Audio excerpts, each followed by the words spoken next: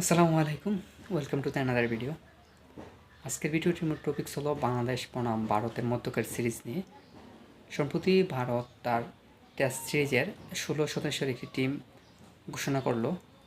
বাংলাদেশ বনাম ভারত সিরিজ নিয়ে নানা গুঞ্জন উঠে পড়ে লেগেছে।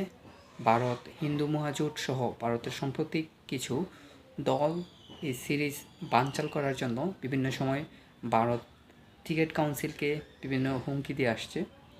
তারা আজ 16 সদস্যের একটি দল গঠন করছে বাংলাদেশ বিপক্ষে টেস্ট সিরিজ খেলার জন্য। বর্তমানে বাংলাদেশ ক্রিকেটের সবচেয়ে সফলতম জায়গা হলো টেস্ট সিরিজ। সম্প্রতি পাকিস্তানের সাথে টেস্ট জয়ের মধ্য দিয়ে বাংলাদেশ একটি টেস্টে বড় অর্জন লক্ষ্য করেছে।